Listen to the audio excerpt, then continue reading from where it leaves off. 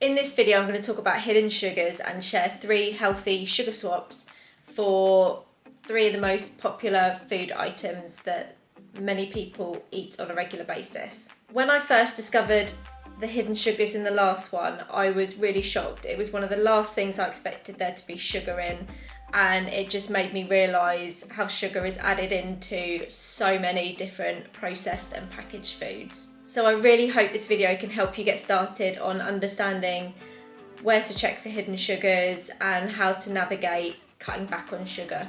So let's get started talking about fat. Fat has been demonised for years in the food industry because fat was known to have more calories than protein and carbohydrates, and it was thought it was the food to avoid. So of course the food manufacturing companies jumped right on it and started to exclude fat from their foods. But the trouble is, cutting fat out of food was going to make that less tasty. So to cut a long story short, instead they added in sugar. Replacing fat with sugar obviously means that when you're eating the low fat foods that are showing less calories and making you think are healthier, they've actually got a lot of added sugars or sweeteners within that product. So one of the first things I did when I was trying to cut back on sugar was shift from low fat stuff to full fat. However, it's still really important to check the ingredients on labels, even on the full fat versions. If you want to know a little bit more about how to check food labels, what to look for, how to try and avoid the hidden sugars, and you're interested in more healthy sugar swap foods, then click on the link for my Breaking Up with Sugar guide in the description below. It's 3 items that I focused on cutting out and swapping when I was trying to cut back on sugar. Flavoured yogurts. I used to love the flavoured yogurts. Straight away I cut out the low fat flavoured yogurt. It was one of the first things I did. And instead I replaced it with either Greek or natural yogurt, full fat, and then I would add in my own fresh fruit, so berries, and then just adding on some seeds, nuts, anything like that, just to give it a bit of crunch, a bit of texture.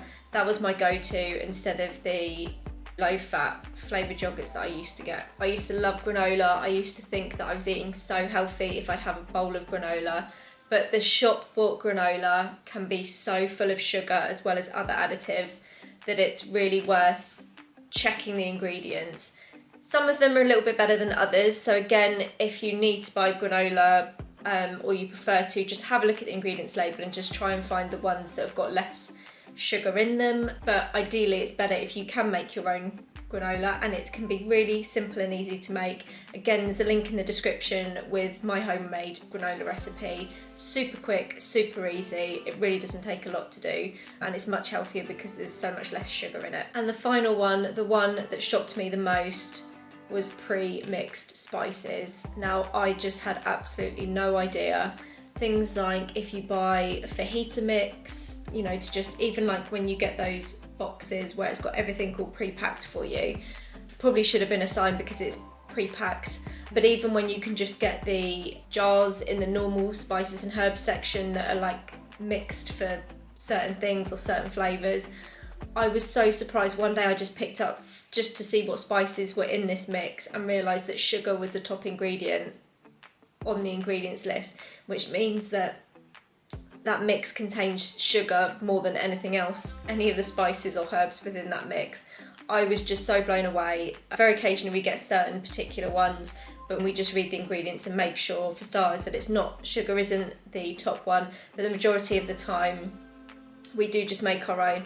We buy the individual spices and we mix them ourselves and just use them ourselves. And the thing is with that can actually save you money, because you might be buying more spices and herbs in the long run, but then they're going to last you a lot longer than just buying one pack or one small mix of fajita mix or something like that. We found it's much better to just mix our own, and it makes it fresher and it cuts out the sugar. So if you want to know more and you want to find out more about some of the hidden sugars, where they are, and some other healthier swaps, don't forget to check out the Breaking Up with Sugar guide below. You can click on it for your free download, and I'd love to hear your thoughts and anything where you found hidden sugars that have surprised you the most. Just pop a comment below and I'd love to hear from you.